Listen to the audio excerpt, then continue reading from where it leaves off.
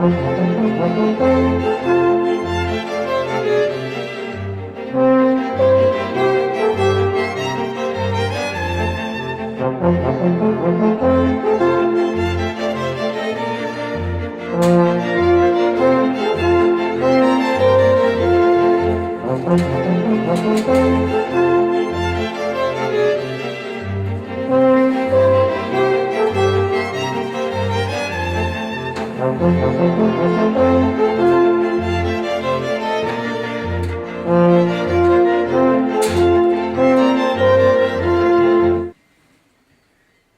qu'une femme demoiselle est une étrange affaire. Et que mon mariage est une leçon bien parlante à tous les paysans qui veulent s'élever au-dessus de leurs conditions et s'allier comme j'ai fait à la maison d'un gentilhomme. La noblesse de soi est bonne. C'est une chose considérable, assurément. Mais elle est accompagnée de tant de mauvaises circonstances qu'il est très bon de ne s'y point frotter. Et je suis là-dessus devenu savant à mes dépens, et connais le style des nobles lorsqu'ils nous font, nous autres, entrer dans leur famille. L'alliance qu'ils font est petite avec notre personne. C'est notre bien seul qu'ils épousent. Et tout riche que je suis, j'aurais bien mieux fait de m'allier en franche et bonne paysannerie, plutôt que de prendre une femme qui se tient au-dessus de moi, s'offense de porter mon nom, et elle pense qu'avec tout mon bien, je n'ai pas assez acheté la qualité de son mari. Georges Dandin. Georges Dandin, vous avez fait une sottise, la plus grande du monde. Ma maison m'est effroyable maintenant, et je n'y rentre point sans y rencontrer quelques chagrins. Que diantre ce drôle vient-il faire chez moi? Voilà un homme qui me regarde. Il ne me connaît pas? Il se doute de quelque chose. Oui, il a grand-peine à saluer. J'ai peur qu'il n'aille dire qu'il m'a vu sortir de là-dedans. Bonjour. Serviteur. Eh, dites-moi un peu, vous n'êtes pas d'ici, que je crois. Non, je ne suis venu ici que pour voir la fête de demain. Eh, dites-moi un peu, vous sortez de là-dedans? Chut. Quoi? Paix. Ouais, pourquoi? Motus, il ne faut pas dire que vous m'avez vu sortir de là. Ouais, pourquoi donc? Mon Dieu, mais parce que... Mais encore? Doucement, j'ai peur qu'on nous écoute. Mais non, point.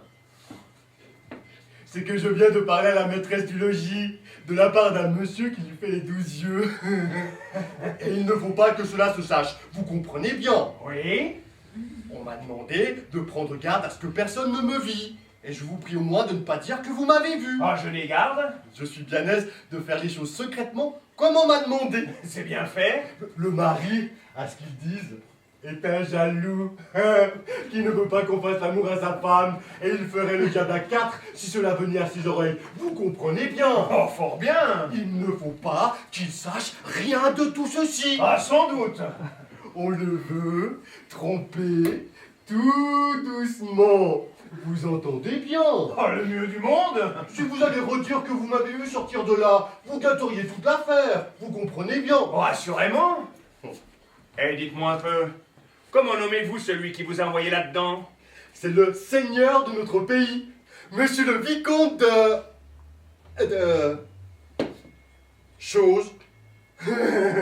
Moi, je ne me souviens jamais comment diantre il prononce ce nom-là. Monsieur Clitandre. Est-ce ce jeune courtisan qui demeure près des arbres? Auprès de ces arbres.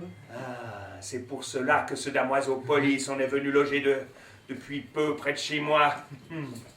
J'avais bon nez sans doute. Et son voisinage déjà m'avait donné quelques soupçons. Testigen, c'est le plus honnête homme que vous ayez jamais vu. Il m'a donné 3 pièces d'or. Afin seulement d'aller dire à la femme qu'il est amoureux d'elle et qu'il souhaite fort l'honneur de pouvoir lui parler.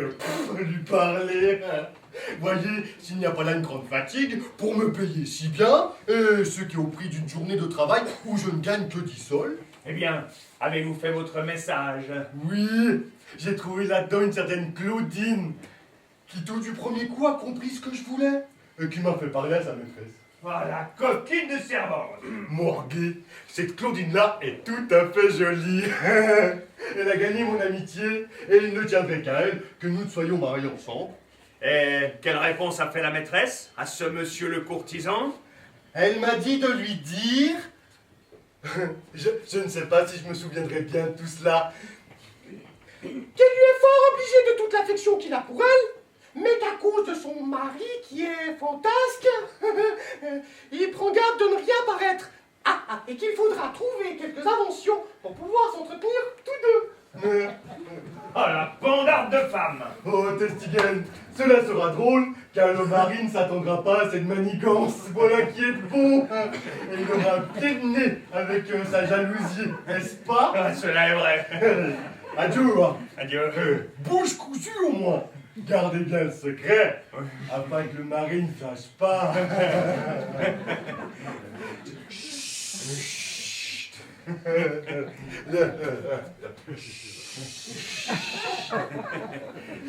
Pour ma part, je ferai semblant de rien. Je suis un femme à toi. Bien, Georges Dandin, voyez de quel air votre femme vous traite. Voilà ce que c'est d'avoir voulu épouser une demoiselle. L'on vous accommode de toutes parts, sans qu'on puisse vous venger. Et la gentilhommerie vous tient les bras liés. L'égalité de conditions laisse du moins à l'honneur d'un mari liberté de ressentiment. Et si c'était une paysanne, vous auriez maintenant toutes vos coudées franches pour vous en faire la justice à bon coup de bâton. Mais vous avez voulu tâter de la noblesse. Et il vous ennuyait d'être maître chez vous. Ah, j'enrage de bon corps et je me donnerais volontiers des soufflets. Quoi? Écoutez impunément l'amour d'un damoiseau et promettre en même temps de la correspondance. Morbleu, je ne veux point perdre une occasion de la sorte. Et il me faut de ce pas aller faire mes plaintes au père et à la mère, et les rendre témoins à telle fin que de raison des sujets de chagrin et de ressentiment que leur fille me donne. Oh, mais les voici l'un et l'autre fort à propos. Qu'est-ce, mon gendre? Vous me paraissez tout troublé. Aussi on neige du sujet. Et j'aimerais vous dire... Mon que ma Dieu, femme- notre gendre, que vous avez peu de civilité de ne pas saluer les gens quand vous les approchez. Ma foi, ma belle-mère, c'est que j'ai d'autres choses en tête. Et j'ai- Encore est-il possible, notre gendre, que vous sachiez si peu votre monde et qu'il n'y ait pas moyen de vous instruire de la manière qu'il faut vivre parmi les personnes de qualité.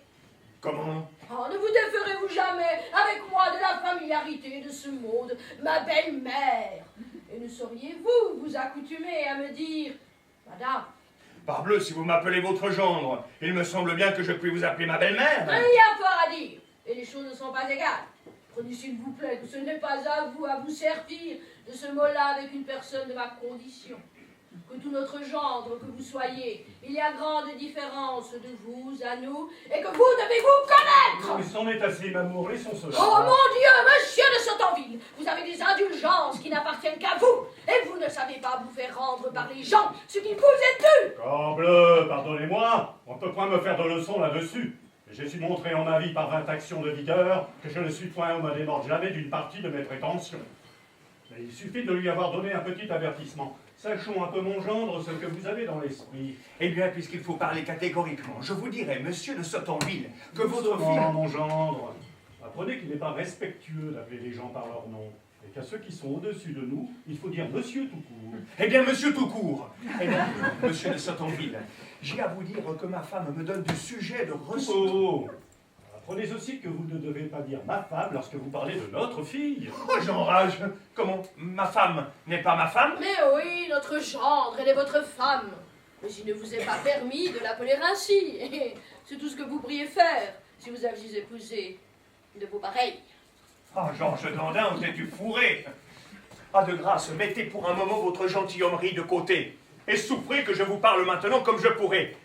Audience soit la tyrannie de ces histoires-là, je vous dis donc que je suis mal satisfait de mon mariage. Tu as raison, mon gendre. Comment parler ainsi d'une chose dont vous avez tiré de si grands avantages? Ah, et quels avantages, madame, puisque madame il y a. L'aventure n'a pas été mauvaise pour vous, car sans moi, vos affaires, avec votre permission, étaient fort délabrées, et mon argent a servi à reboucher d'assez bons trous. Mais moi, de quoi y ai-je profité, je vous prie? Que d'un allongement de nom? Et au lieu de Georges Dandin, d'avoir reçu par vous le titre de Monsieur de la Dandinière? Comptez-vous bien, mon gendre, l'avantage d'être allié à la maison de Sautanville? Oh, et à celle de la Prudoterie, dont j'ai l'honneur d'être issu. Maison où le ventre anoblit, et qui par ce beau privilège rendra vos enfants gentilshommes. Ah oui, voilà qui est bien. Mes enfants seront gentilshommes. Mais moi je ne serai cocu si l'on y met ordre. Que veut dire cela, mon gendre? Cela veut dire que votre fille ne se comporte pas comme il faut qu'une femme vive, et qu'elle fait des choses qui lui sont contre l'honneur. Tout bon. Prenez garde à ce que vous dites. Ma fille est d'une race trop pleine de vertu pour se porter jamais à faire aucune chose dont l'honnêteté soit blessée. Et de la maison de la Prudoterie, il y a plus de 300 ans qu'on n'a point remarqué qu'il y ait une femme, Dieu merci, qui ait fait parler d'elle. Oh bleu, dans la maison de Sautanville, on n'a jamais vu de coquette. Et la bravoure n'y est pas plus héréditaire au mâle que la chasteté aux femelles. Nous avons une Jacqueline de la Prudoterie qui ne voulut jamais être la maîtresse d'un duc et père, gouverneur de notre province. Il y a eu une Mathurie de Sautanville qui refusa 20 000 écus d'un favori du roi qui ne lui demandait seulement que la faveur de lui parler. Eh bien, votre fille n'est pas si timide que cela. Elle s'est bien apprivoisée depuis qu'elle est chez moi. Expliquez-vous, mon gendre, nous ne sommes point gens à la supporter dans de mauvaises actions. Et nous serons les premiers, sa mère et moi, à vous en faire la justice. Nous n'entendons point raillerie sur les matières de l'honneur, et nous l'avons élevée dans toute la sévérité possible. Tout ce que je vous puis dire, c'est qu'il y a ici un jeune courtisan, que vous avez vu, qui est amoureux d'elle, à ma barbe. Jour de Et qui Dieu! lui a fait des protestations d'amour qu'elle a très humainement écoutées. Je l'étranglerai de mes propres mains, s'il fallait qu'elle forlignât de l'honnêteté de sa mère. Oh bleu, je lui passerai mon épée au travers du corps, à elle et au galant, si elle avait forfait à son honneur. Je vous ai dit ce qui se passe, pour vous demander raison de cette affaire-là. Ne vous tourmentez point, je vous la ferai de tous deux. Et je suis homme pour serrer le bouton à qui que ce puisse être. Mais êtes-vous bien sûr au moins de ce que vous nous dites? Oh, très sûr. Prenez bien garde au moins, car entre gentilshommes, ce sont des choses chatouilleuses. Il n'est pas question d'aller faire ici un pas de clerc. Je ne vous ai rien dit, vous dis-je, qui ne soit véritable. Mamour, allez-vous en parler à votre fille, tandis qu'avec mon gendre, j'irai parler à l'homme. Oh, ce pourrait-il mon fils, qu'elle s'oublia de la sorte, après le sage exemple que vous savez vous-même que je lui ai donné. Nous allons éclaircir l'affaire. Suivez-moi, mon gendre, et ne vous mettez pas en peine. Vous verrez de quel bois nous nous chauffons lorsqu'on s'attaque à ceux qui nous peuvent appartenir. Oh, mais le voici qui vient vers nous. Monsieur, suis-je connu de vous? Non, pas que je le sache, monsieur. Je m'appelle le baron de Sautanville. Je m'en réjouis fort. Mon nom est connu à la cour et j'eus l'honneur, dans ma jeunesse, de me signaler des premiers à l'arrière-ban de Nancy. À la bonne heure. Monsieur, mon père, Jean-Gilles de Sautanville, eut la gloire d'assister en personne au grand siège de Montauban. J'en suis ravi. Et j'ai eu un aïeul, Bertrand de Sautanville, qui fut si considéré en son temps que d'avoir permission de vendre tout son bien pour le voyage d'outre-mer. Je le veux croire.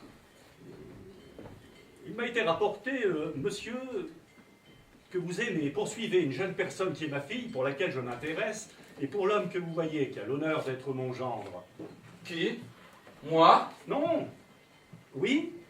Et je suis bien aise de vous parler pour tirer de vous, s'il vous plaît, un éclaircissement de cette affaire. Voilà une étrange médisance. Qui vous a dit cela, monsieur? Quelqu'un qui croit le bien savoir. Eh bien, ce quelqu'un-là en a menti. Me croyez-vous capable, monsieur, d'une action aussi lâche que celle-là? Moi, aimer la jeune et belle personne qui a l'honneur d'être la fille de monsieur le baron de Sautanville. Je vous révère trop pour cela et suis trop votre serviteur. Quiconque vous a dit cela est un sot. Allons, mon gendre. Quoi? C'est un coquin et un Vous marron. répondez? Répondez vous-même. Si je pouvais savoir qui ce peut être, je lui mettrais en votre présence de l'épée dans le ventre. Soutenez donc la chose. Elle est toute soutenue, cela est vrai. Mais c'est votre gendre, monsieur, qui... Oui, c'est lui-même qui s'en est plaint à moi. Certes, il peut remercier l'avantage qu'il a de vous appartenir, mais sans cela, je lui apprendrais bien à tenir de pareils discours d'une personne comme moi. Ah, la jalousie est une étrange chose. J'amène ici ma fille pour éclaircir l'affaire en présence de tout le monde. Est-ce donc vous, madame, qui avez dit à votre mari que je suis amoureux de vous? Moi? Et comment lui aurais-je dit? Puisque cela est, je voudrais bien le voir, vraiment, que vous fussiez amoureux de moi. Jouez-vous-y, je vous en prie. Vous trouverez à qui parler. Ayez recours pour voir à tous les détours des amants. essayez un peu par plaisir à m'envoyer des ambassades, à m'écrire secrètement de petits billets doux, à épier les moments où mon mari n'y sera pas, ou le temps que je sortirai pour me parler de votre amour. Vous n'avez qu'à y venir. Je vous promets que vous serez reçu comme il faut. Et là, madame, doucement. Il n'est pas nécessaire de me faire tant de leçons et de vous tant scandaliser.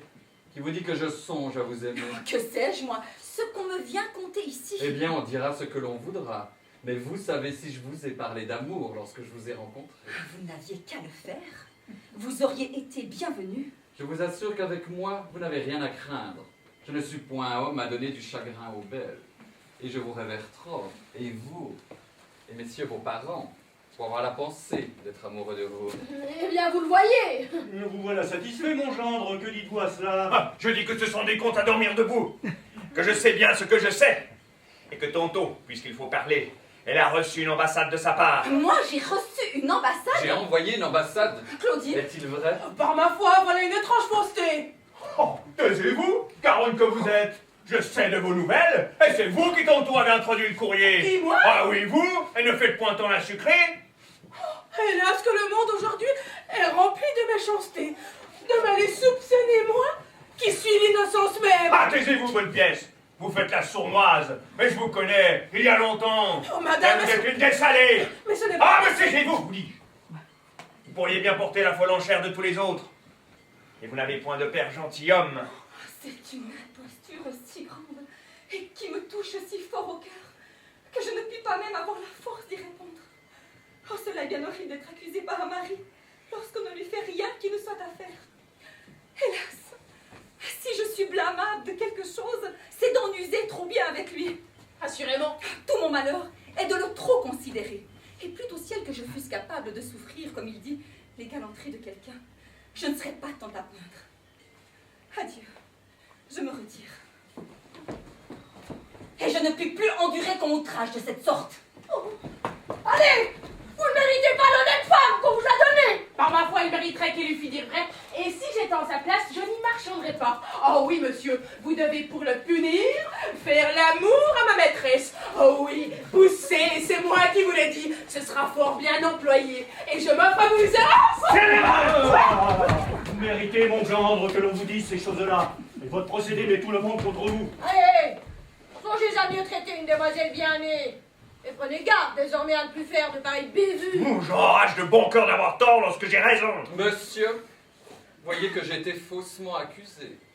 Vous êtes homme qui savait les maximes du point d'honneur, et je demande raison de l'affront qu'il m'a été fait. Mais cela est juste, et c'est l'ordre des procédés.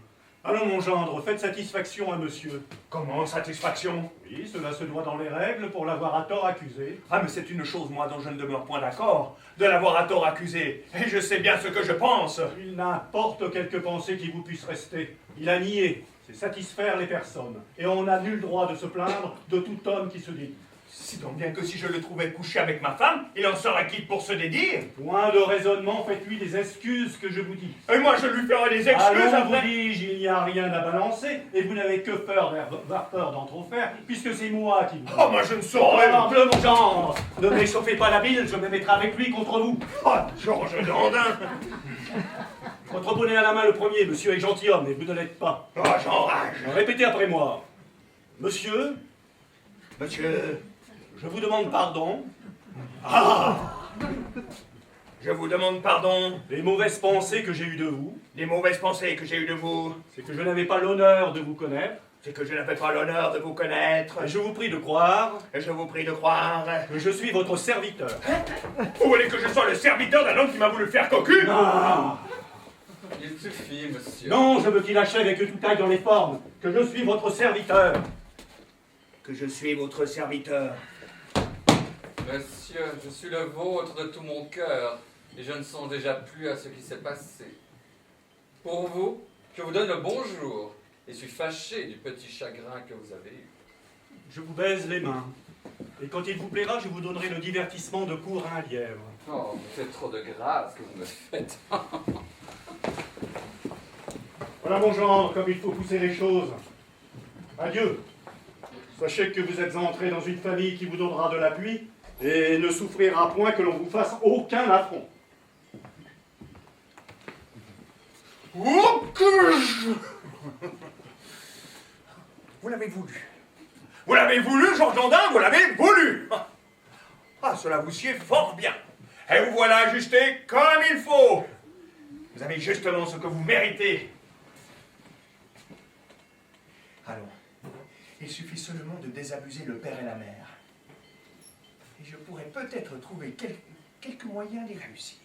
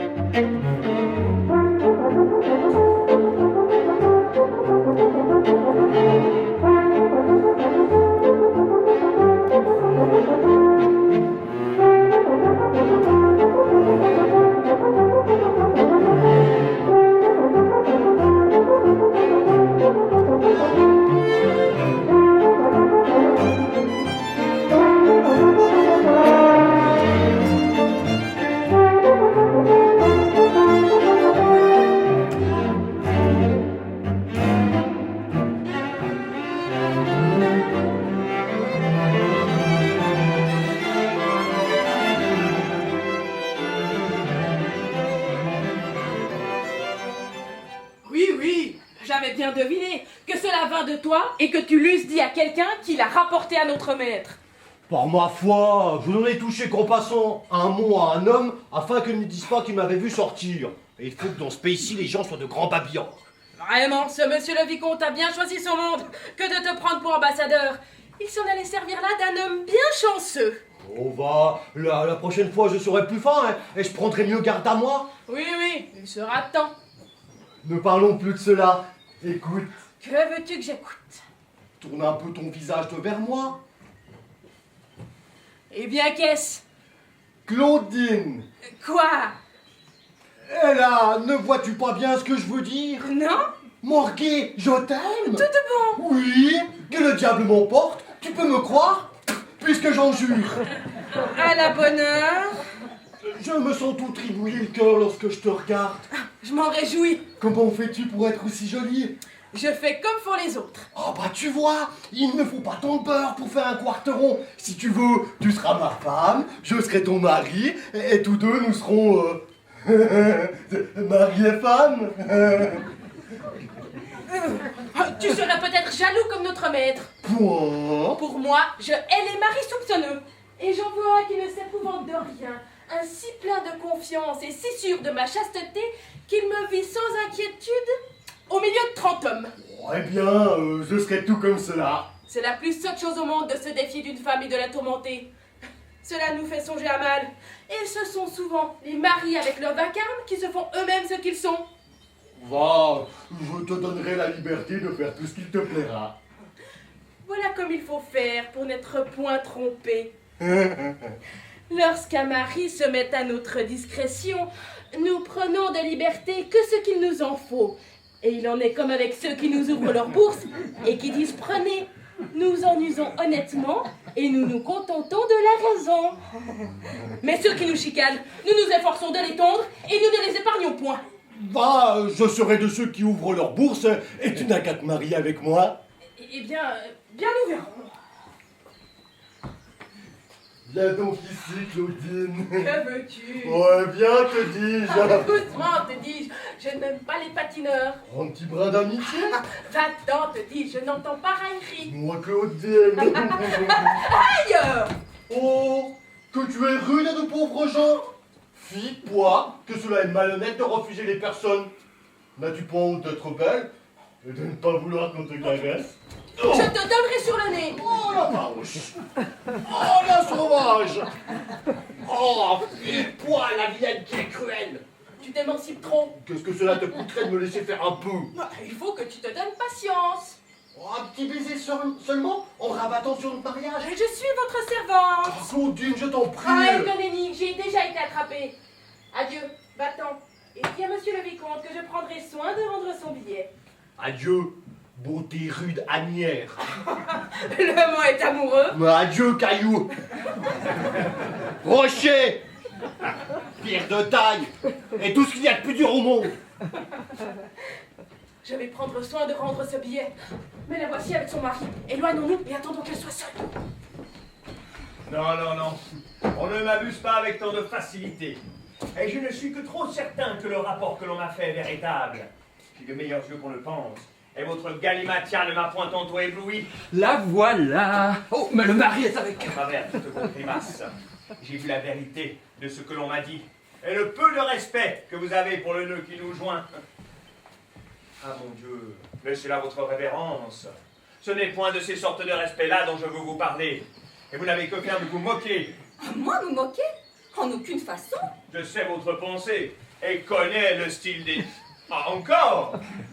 Mais ne raillons pas davantage. Je n'ignore pas qu'à cause de votre noblesse, vous me tenez fort en dessous de vous. Et le respect que je vous veux dire ne regarde en point ma personne.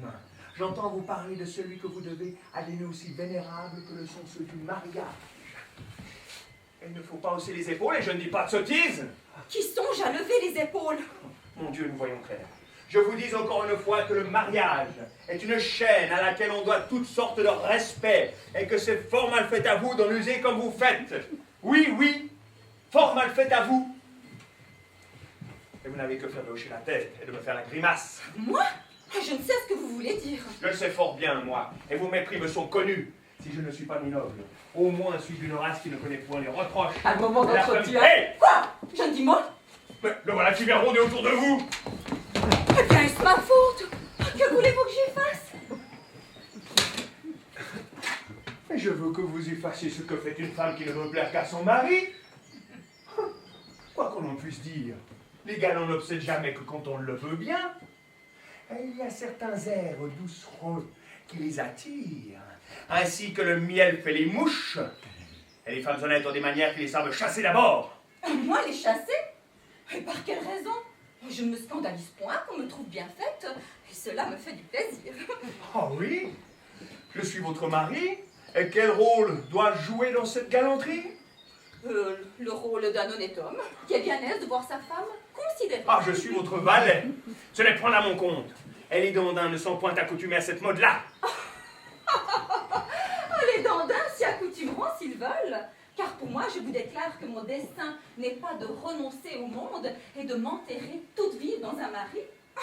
Comment? Parce qu'un homme s'avise de nous épouser, il faut d'abord que toute chose soit finie pour nous et que nous rompions tout commerce avec les vivants. C'est une chose merveilleuse que cette tyrannie de messieurs les maris. Et je les trouve bon de vouloir qu'on soit morte à tous les divertissements et qu'on ne vive que pour eux. Je me moque de cela et je ne veux pas mourir si jeune. C'est ainsi que vous satisfaites aux engagements de la foi que vous m'avez donnés publiquement. Je ne vous l'ai point donné de bon cœur. Et vous me l'avez arraché. M'avez-vous, avant le mariage, demandé mon consentement? Et si je voulais bien de vous? Vous n'avez consulté pour cela que mon père et ma mère. Ce sont eux proprement qui vous ont épousé. Et c'est pourquoi vous feriez bien de vous plaindre toujours à eux des torts que l'on pourra vous faire. Pour moi, qui ne vous ai point dit de vous marier avec moi et que vous avez prise sans consulter mes sentiments, je prétends n'être point obligée à me soumettre en esclave à vos volontés. Et je veux jouir, s'il vous plaît, de quelques nombre de beaux jours que m'offre la jeunesse, prendre les douces libertés que l'âge me permet, voir un peu le beau monde, écouter le plaisir de m'ouïr dire des douceurs. Préparez-vous-y pour votre punition et rendez grâce au ciel de ce que je ne suis pas capable de quelque chose de pire. Je suis votre mari, et je vous dis que je n'entends pas cela. Et moi, je suis votre femme, et je vous dis que je l'entends. Il me prend des tentations d'accommoder tout son visage à la compote et de le mettre en état de ne perdre sa vie aux 10 heures de fleurette. Oh, allons, Georges Dandin, je ne pourrai me retenir et il vaut mieux quitter la place. Ah, madame, j'avais hâte qu'il s'en allât pour vous rendre ce mot de la part que vous savez. Oh, voyons!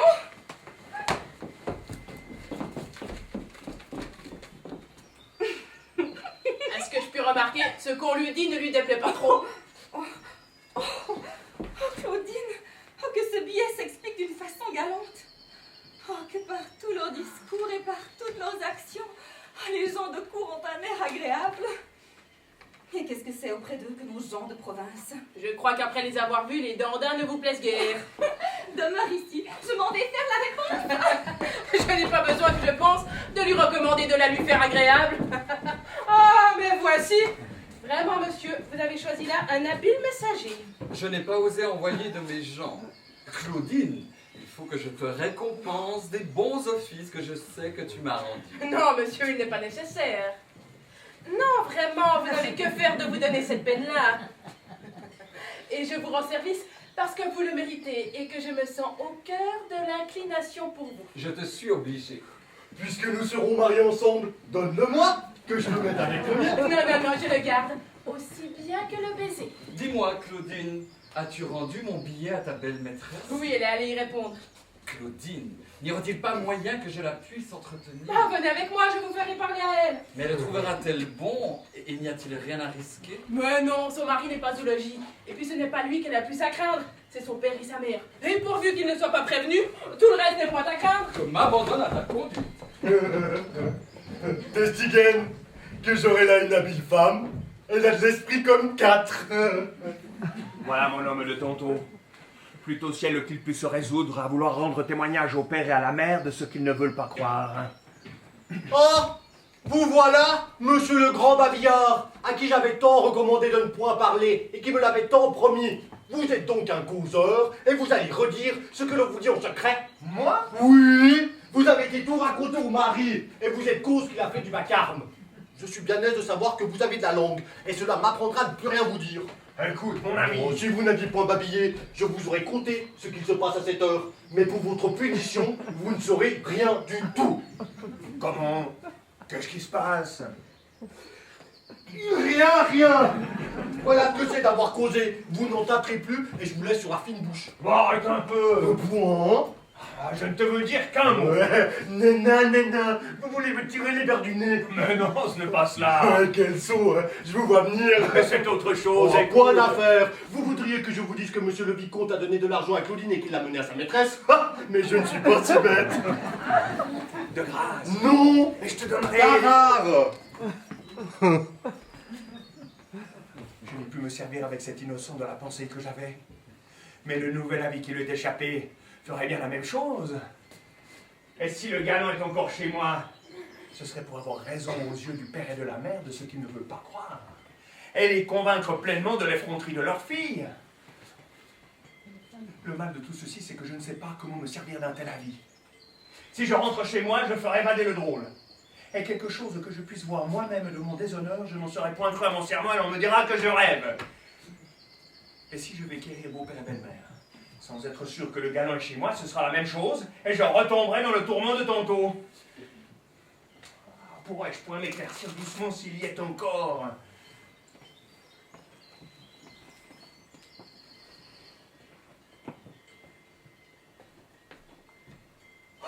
Ah, ciel, il n'en faut plus douter! Je viens de l'apercevoir par le trou de la porte. Le sort me donne ici de quoi confondre ma partie. Et pour achever l'aventure, il fait venir à point nommé les juges dont j'avais besoin. Aussi, vous ne m'avez voulu croire tantôt. Et votre fille l'a emporté sur moi. Mais j'ai en main de quoi vous faire voir comment elle m'accommode. Et mon Dieu, mon déshonneur est si clair maintenant que vous ne pourrez plus douter. Comment, mon gendre, vous en êtes encore là-dessus?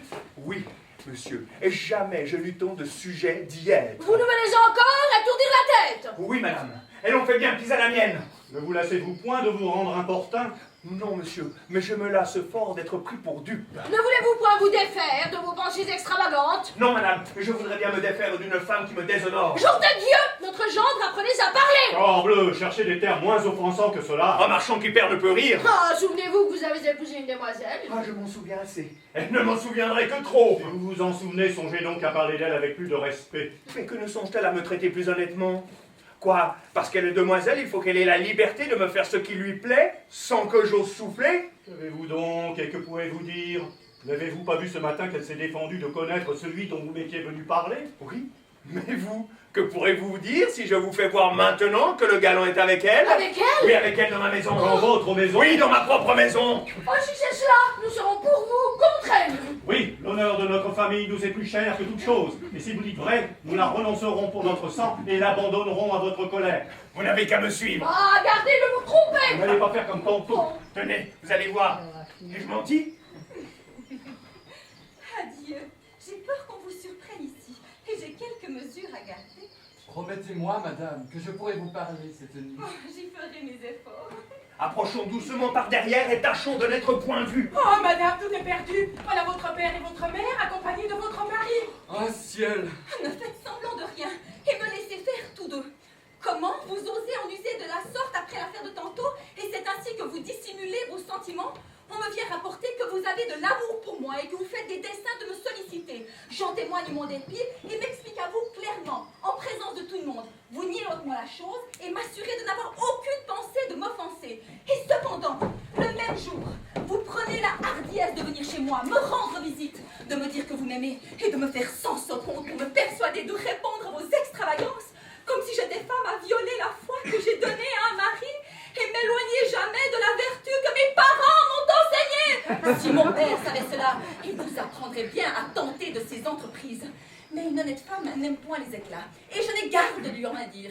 Et je vais vous montrer que toute femme que je suis, j'ai assez de courage pour me venger moi-même des offenses que l'on me fait. L'action que vous avez faite n'est pas d'un gentilhomme, et ce n'est pas un gentilhomme non plus que je vais vous traiter.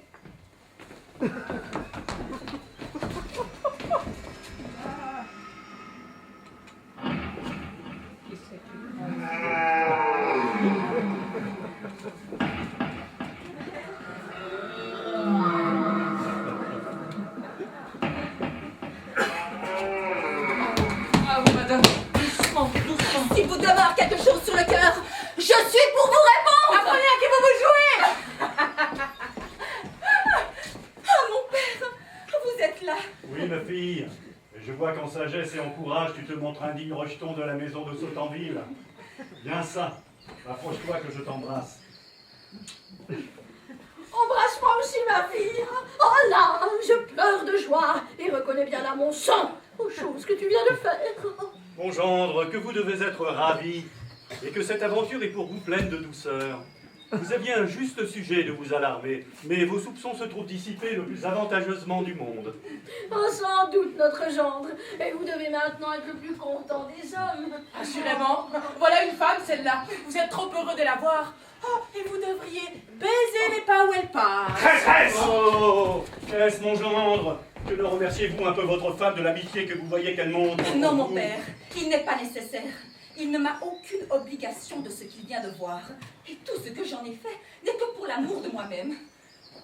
Où allez-vous, ma fille? Je me retire, mon père, pour ne me voir point obligée à recevoir ses compliments. Elle a raison d'être en colère. C'est une femme qui mérite d'être adorée. Et vous ne la traitez pas comme vous devriez. C'est là! C'est un petit ressentiment de l'affaire de tantôt, et cela se passera avec un peu de caresse que vous lui ferez. Adieu, mon gendre. Vous voilà en état de ne plus vous inquiéter. Allez vous en faire la paix ensemble et tâchez de l'apaiser par des excuses de votre emportement. Vous devez considérer que c'est une jeune fille élevée à la vertu et qui n'est point accoutumée à se voir soupçonnée d'aucune vilaine action. Adieu. Je suis ravie de voir vos désordres finis et des transports de joie que vous doit donner sa conduite.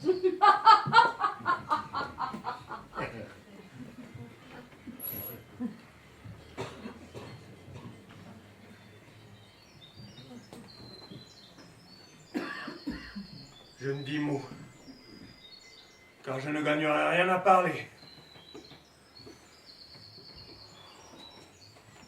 Et jamais il ne s'est rien vu d'égal à ma disgrâce.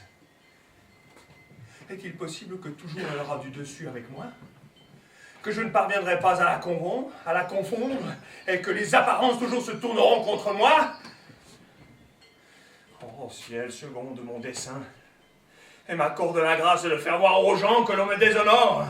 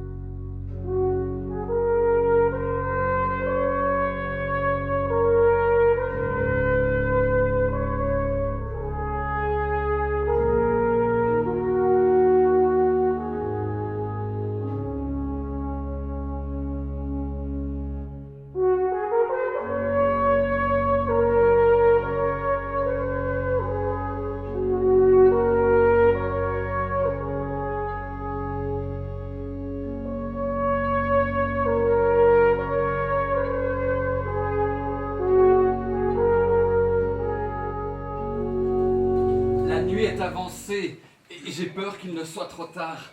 Ah, mais je n'y vois point me conduire. Lubin! Monsieur? Est-ce par ici? Oh, je pense que oui. Oh non, morgué! Quelle sotte nuit d'être aussi noire que cela! Ah, elle a tort, assurément. Mais si d'un côté elle nous empêche de voir, de l'autre, elle empêche que nous ne soyons vus. Vous avez raison. Elle n'a pas tant tort. Je voulais savoir, monsieur, vous qui êtes savant, pourquoi il ne fait pas jour la nuit? C'est une grande question et qui est difficile. Tu es curieux, Lubin. Oh oui! Si j'avais étudié, j'aurais été songé à des choses où personne n'a jamais songé. Ah ça, je le crois. Tu as la mine d'avoir l'esprit subtil et pénétrant. Oui, vous avez raison. Tenez, j'explique du latin, quoique je ne l'ai jamais appris, et voyons l'autre jour, écrit sur une grande porte, le mot collegium. Je devinais que cela voulait dire collège. C'est admirable. Tu sais donc lire, Lubin. Oui, je sais lire la lettre moulée, mais je n'ai jamais su apprendre à lire l'écriture. Nous voilà contre la maison.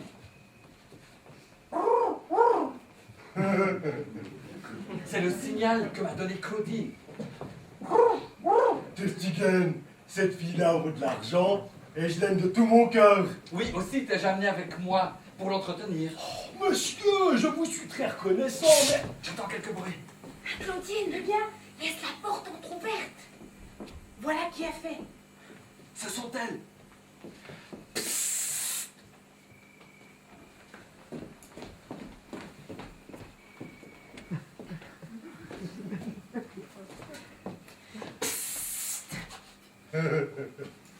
Ah, madame. Quoi? Claudine! Eh bien, Madame, que j'ai de joie. Claudine, ma pauvre Claudine! oh, monsieur! Tout beau, Lubin. Mais est-ce toi, Claudine? Oui! Vous, madame? Oui. Ah, vous avez pris l'une pour l'autre. Ok, la nuit aux trois gouttes! Est-ce que vous qui d'autre? Oui, madame. Mon mari ronfle comme il faut. Et j'ai pris ce temps pour nous entretenir ici. Cherchons quelque endroit où nous asseoir. Cela est fort bien avisé. Claudine! Où est-ce que tu es? J'ai entendu descendre ma femme, et je me suis vite habillé pour descendre après elle. Où peut-elle être allée? Serait-elle sortie? Claudine? Où es-tu donc? Ah, te voilà! Ton maître est plaisamment attrapé, hein, et je trouve cela aussi drôle que les coups de bâton de tonton dont on m'a fait le récit. Ta maîtresse dit qu'il ronfle à cette heure, comme tous les diantres, et qu'il ne sait pas que monsieur le vicomte et elle sont ensemble pendant qu'il ronfle. Je me demande quel songe il fait maintenant. Cela est tout à fait risible. Comment s'avise-t-il d'être jaloux de sa femme et de vouloir qu'il soit elle toute seule? C'est un impertinent, et monsieur le vicomte lui a fait trop d'honneur. Tu me dis mot, Claudine? Bien, suivons-le. Oh, et donne-moi ta petite menotte pour que je la baise. J'ai l'impression de manger des confitures. Du bleu, comme vous y allez, voilà une petite menotte un peu bien rude. Qui va là? Personne! Il fuit. Il fuit et me laisse informer de la dernière perfidie de ma coquine. Morbleu, je ne veux pas laisser passer une affaire de la sorte. Il me faut de ce pas quérir son père et sa mère, et que cette aventure me serve à me faire séparer d'elle. Colline. Colline. Monsieur, Viens-t'en à moi. lui voilà, on ne peut pas plus vite. Tu es là? Oui, monsieur. Doucement. Écoute, par le bas. Va-t'en chez mon beau-père et ma belle-mère. Et leur dis que je les prie très instamment de venir tout à l'heure ici. M'entends-tu? Colline. Monsieur. Colline. Monsieur. Ah, mais où diable es-tu? Mais ici. Oh, la peste soit du maroufle qui s'éloigne de moi. Je te dis que tu ailles de ce pas trouver mon beau-père et ma belle-mère et leur dire que je les conjure de venir ici tout à l'heure. M'entends-tu bien? Réponds. Colline. Monsieur. Colline. Oh, voilà une panda qui va me faire enrager. Viens-t'en à moi.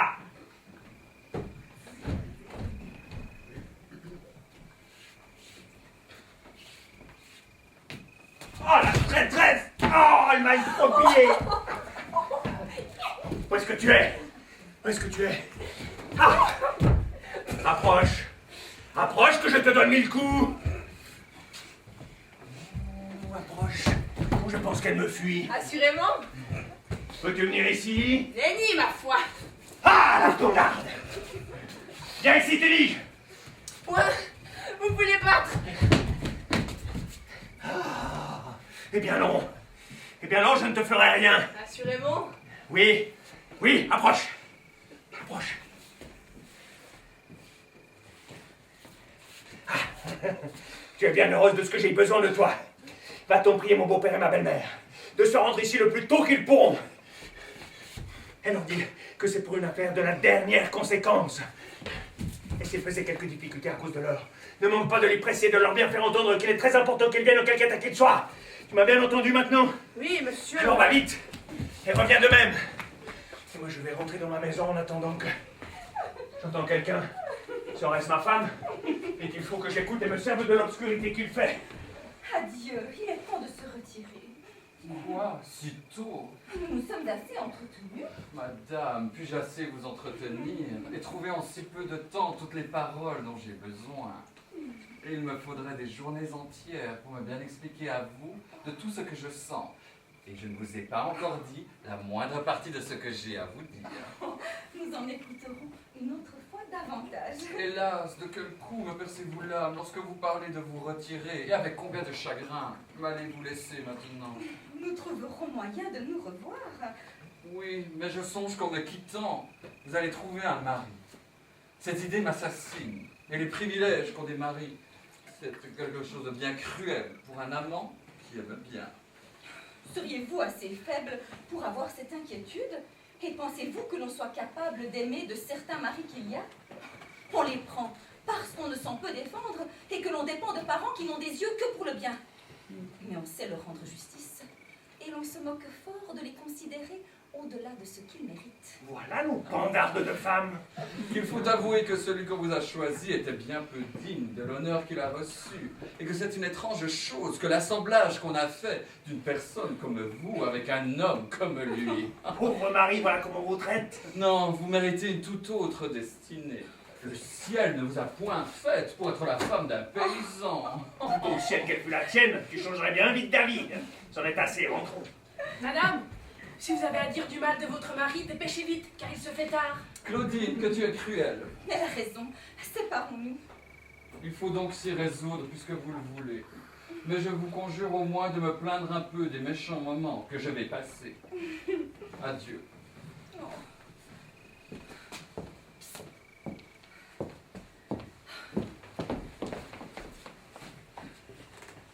Adieu. Claudine, où est-ce que tu es que je te donne le bonsoir? Va, va, je le reçois de loin, et je te renvoie autant. Rentrons sans faire de bruit. Embarqué. Oh, la porte est fermée. Cachez le passe-partout. Ouvrez donc doucement. On a fermé en dedans. Et je ne sais comment nous ferons. Appelez la jeune fille qui dort là-haut. Colline. Colline. Colline. Colline. Colline. Oh, je vous y prends donc, madame ma femme. Et vous faites des escampalibos pendant que je dors? Ah, je suis fort aise de cela et de vous voir dehors à l'heure qu'il est. Eh bien, quel grand mal est-ce qu'il y a à prendre le frais la nuit? Ah oui, l'heure est bonne à prendre le frais, oui. Mais c'est bien plutôt le chaud, madame la coquine. Et nous savons toute l'intrigue du rendez-vous et du damoiseau. Nous avons entendu votre galant entretien et les beaux vers à ma louange que vous avez dit l'un et l'autre. Mais ma consolation, c'est que je vais être vengé. Et votre effronterie va être pleinement convaincue. Et votre père et votre mère qui vont venir seront maintenant convaincus de la justice de mes plaintes et du dérèglement de votre conduite. Les effets qui arrivent, ils vont être ici dans un moment. Oh ciel! Madame! Ah voilà un coup sans doute où vous ne vous attendiez pas, hein. Ah, c'est maintenant que je triomphe. Jusqu'à maintenant, vous avez joué mes accusations, ébloui vos parents, et plâtré vos malversations. Et j'ai vous dire, et pour voir, Mais toujours votre adresse l'a emporté sur mon bon droit, et toujours vous avez trouvé moyen d'avoir raison. Mais à cette fois, Dieu merci, les choses vont être éclaircies, et votre effronterie pleinement confondue. Et je vous prie, faites-moi ouvrir la porte. Non, non, non. Il faut attendre la venue de ceux que j'ai fait mander. Et je veux qu'ils vous trouvent dehors à la belle heure qu'il est. Oh, en attendant, songez si vous voulez à chercher dans votre tête quelques nouveaux détours pour vous tirer d'affaire, à inventer quelques moyens pour rhabiller votre escapade, à trouver quelques belles ruses pour éluder les gens et paraître innocente, quelques prétextes spécieux de pèlerinage nocturne, ou d'amis en travail d'enfant que vous veniez de secourir.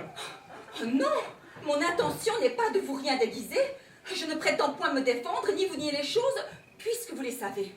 C'est que vous voyez bien que dans cette aventure, tous les moyens vous sont fermés, et que vous ne sauriez inventer d'excuses qu'il ne me soit facile de convaincre de fausseté.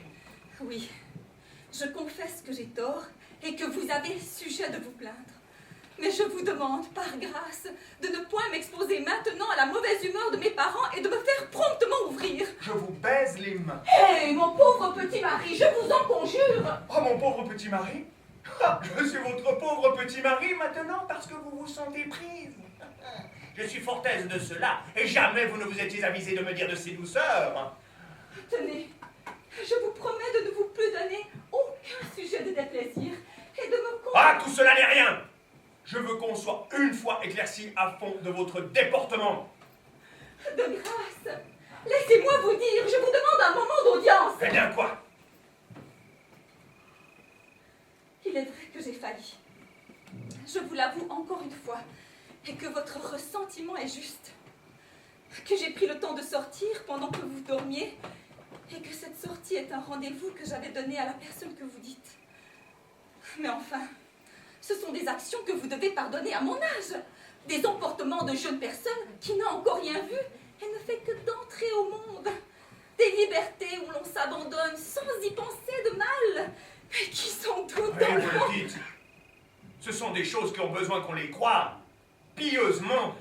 Je ne veux point m'excuser par là d'être coupable envers vous, et je vous demande seulement d'oublier une offense dont je vous demande pardon de tout mon cœur, et de m'épargner en cette rencontre le déplaisir que me pourraient causer les reproches fâcheux de mon père et de ma mère. Si vous m'accordez généreusement la grâce que je vous demande, ce procédé obligeant, cette bonté que vous me ferez voir me gagnera entièrement. Elle touchera tout à fait mon cœur et il fera naître pour vous ce que tout le pouvoir de mes parents et les liens du mariage n'avaient pu y jeter. En un mot, il sera cause que je renoncerai à toutes les galanteries et n'aurai de l'attachement que pour vous. Ah oui, je vous jure que vous m'allez voir désormais la meilleure femme du monde et que je vous témoignerai tant d'amitié que vous en serez satisfait. Ah, crocodile qui flatte les gens pour les étrangler. Accordez-moi cette faveur. Mon affaire, je suis inexorable. Montrez-vous généreux. Non, De grâce. point. Je vous en conjure de tout mon cœur. Non et non. Il faut attendre la venue de ce que j'ai fait demander. Et je veux qu'on s'en détrompé de vous. Eh bien, si vous me réduisez au désespoir, je vous avertis qu'une femme en cet état est capable de tout et que je ferai quelque chose ici dont vous vous repentirez. Ah, et que ferez-vous, s'il vous plaît? Mon cœur se portera jusqu'aux extrêmes résolutions. Et de ce couteau que voici, je me tuerai sur la place. À la bonne heure. Pas tant à la bonne heure pour vous que vous vous imaginez. On sait de tous côtés nos différends et les chagrins perpétuels que vous concevez contre moi. Lorsqu'on me trouvera morte, il n'y aura personne qui mette en doute que ce ne soit vous qui m'aurez tuée. Et mes parents ne sont pas gens, assurément, à laisser cette mort impunie. Et ils en feront sur votre personne toute la punition que leur pourront offrir, et les poursuites de la justice, et la chaleur de leur ressentiment. C'est par là que je trouverai moyen de me venger de vous.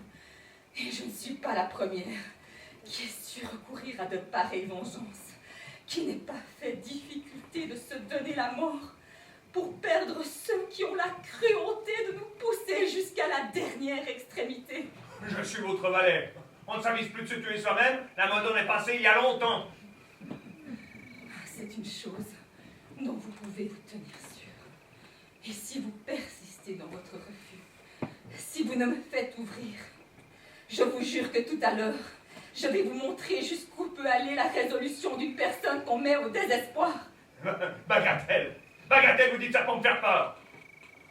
Eh bien, puisqu'il le faut, voici qui nous contentera tous deux et montrera si je me moque. C'en est fait. Fasse le ciel que ma mort soit épanchée, comme je le souhaite. Et celui qui en est cause reçoive un juste châtiment de la dureté qu'il a eue pour moi. Serait-elle bien si maligne que de s'être tuée pour me faire pendre? Prenons un bout de chandelle et allons voir. Psst. Paix, rangeons-nous chacune immédiatement contre un des côtés de la porte. La méchanceté d'une femme irait-elle bien jusque-là?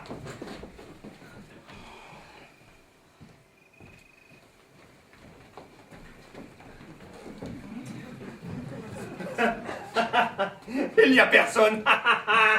Je m'en étais bien douté. La pendarde s'est retirée, voyant qu'elle ne gagnait rien après moi, ni par prière, ni par petite menace. Tant mieux. Cela rendra ses affaires encore plus mauvaises. Et son père et son mère, et sa mère qui vont venir, on verra mieux son crime. La porte est fermée. Oh là. Qu'on m'ouvre, quelqu'un, proprement.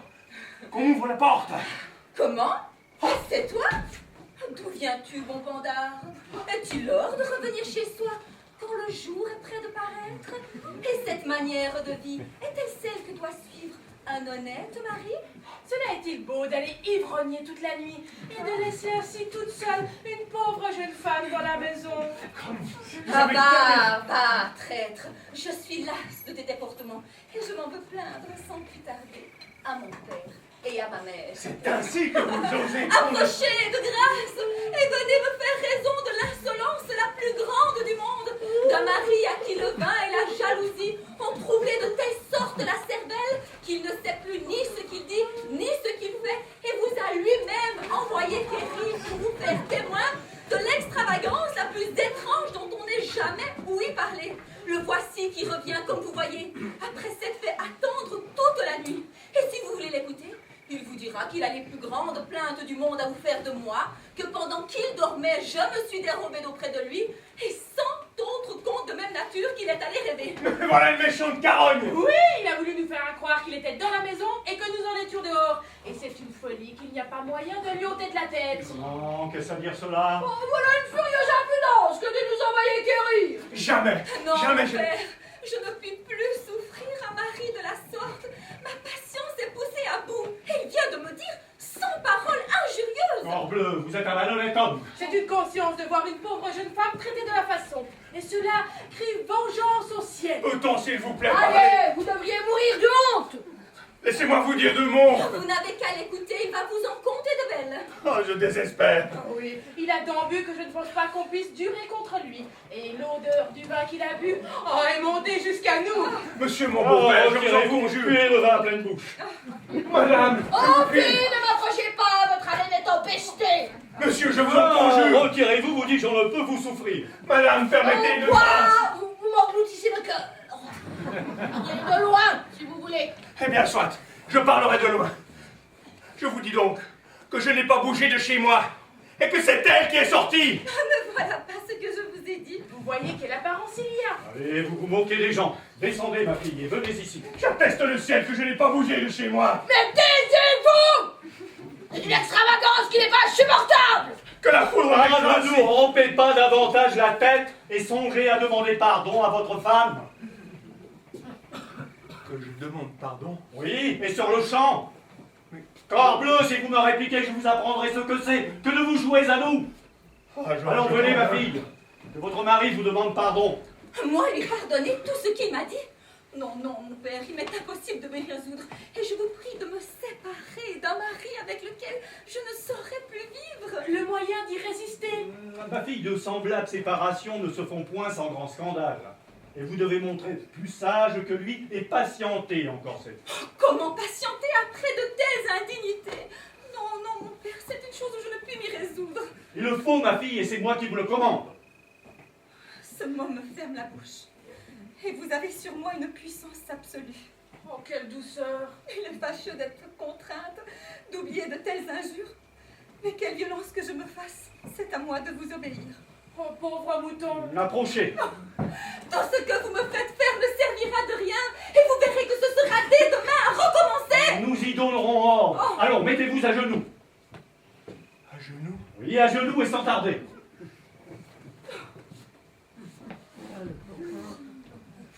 Au ciel, que faut-il dire? Madame, je vous prie de me pardonner Madame, je vous prie de me pardonner l'extravagance que j'ai faite. l'extravagance que j'ai faite de vous épouser. Je vous promets de mieux vivre à l'avenir. Et je vous promets de mieux vivre à l'avenir. Prenez-y garde et sachez que c'est ici la dernière de vos impertinences que nous souffrirons. Jour de Dieu! Si vous y retournez, on saura vous apprendre le respect que vous devez à votre femme et à celui qui est sort. Voilà le jour qui va paraître. Rentrez chez vous et songez bien à être sage. Et nous, Mamour, allons nous mettre au lit.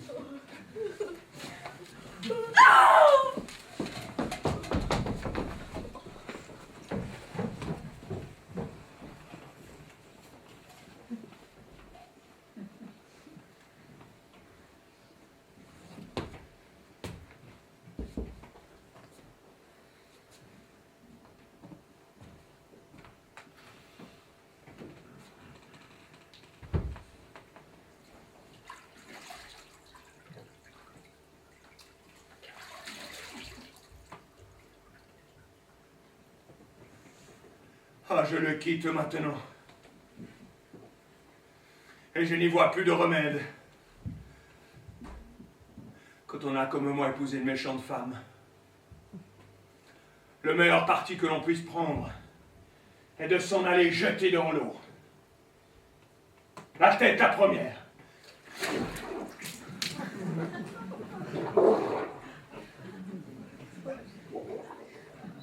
Quel jour quand même, hein?